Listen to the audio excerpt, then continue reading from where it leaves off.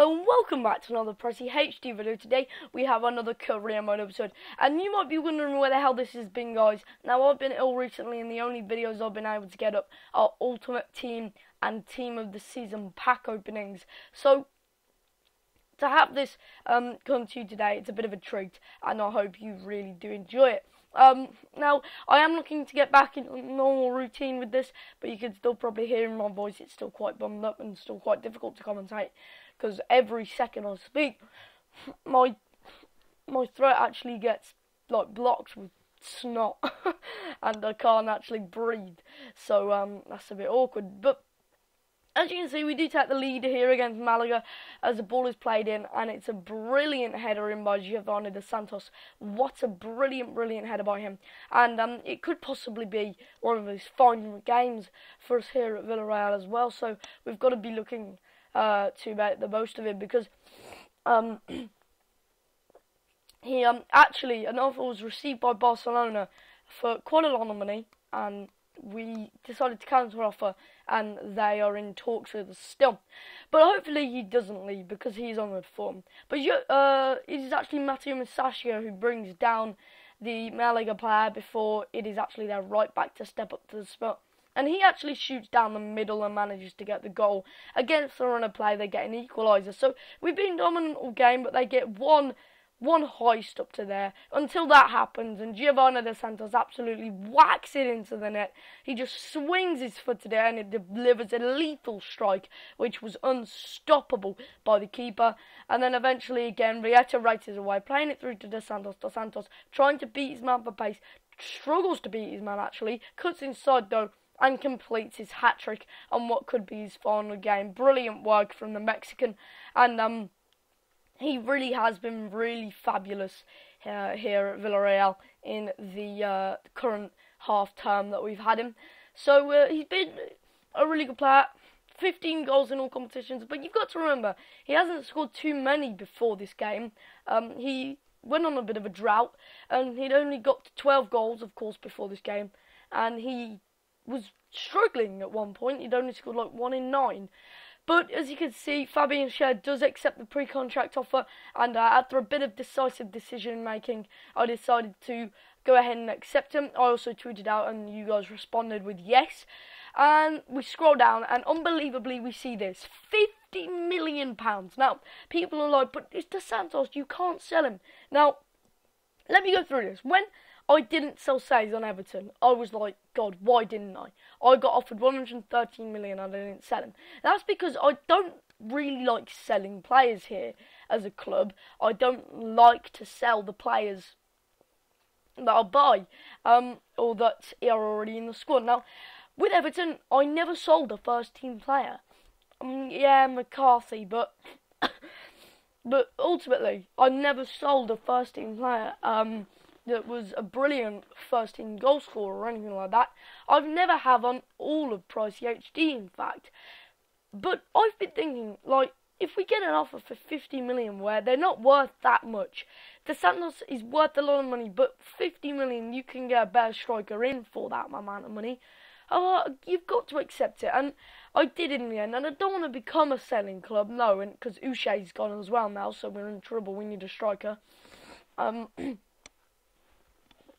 But at the end of the day, it's not like Villarreal are a selling club. It's just more like we make use of big sales. Now, Barcelona, yeah, they're a big rival. Maybe it would have been better to sell them to a team outside of the Liga BBVA. But to be honest, when is he going to play at Barcelona?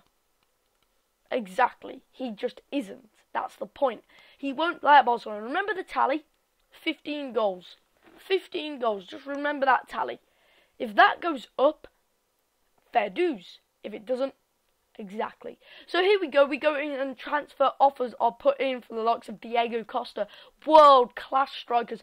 Bringing him back to the Liga BBVA. And actually, Chelsea accepts, which is a bit of a surprise, because you wouldn't expect them to accept straight back off the fact that they got them off in the summer.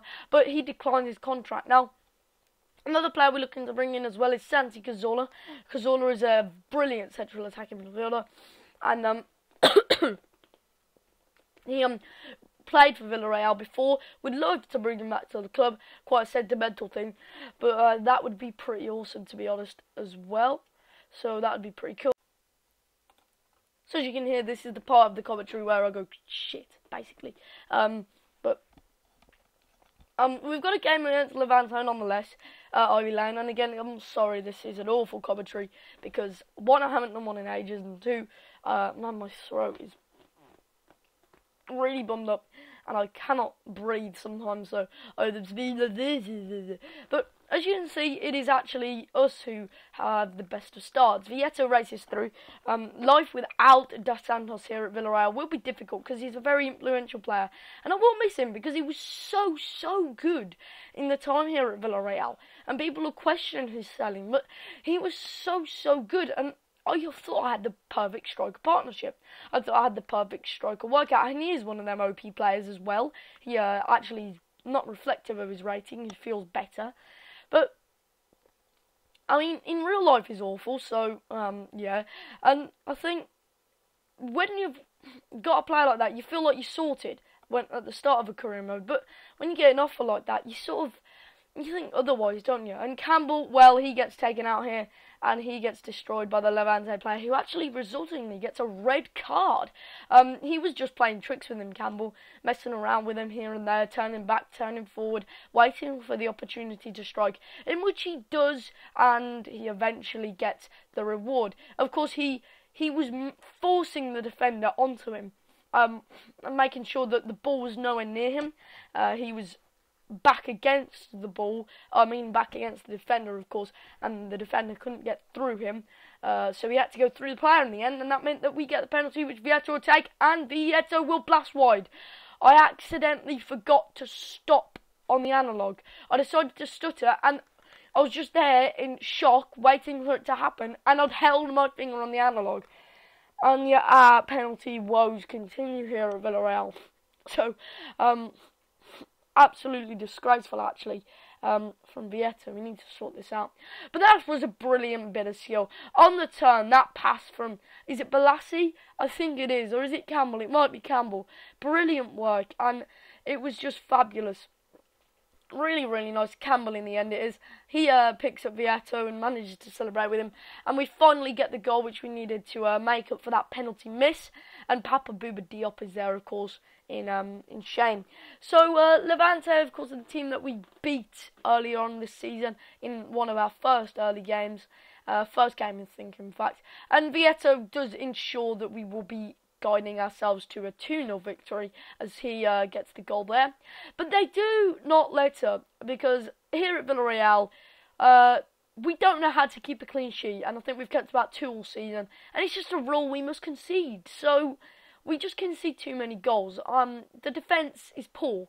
Why is Musacchio there trying to tell a player to sort it out when he needs to just get across and get the defence sorted himself? Try and get a block in before the goal is scored. Exactly, so in the end, a disappointing goal difference tally and a disappointing result. And Diego Costa declines his contract, which is quite frustrating because we need him to accept. We are really desperate because Vieto is our only striker if you discount Moreno. Moreno is not first team quality. So we go ahead and offer him 40 grand more than what he's on at Chelsea. And player injured, Morgan Sterling for 3 months, which is disastrous because he's so influential.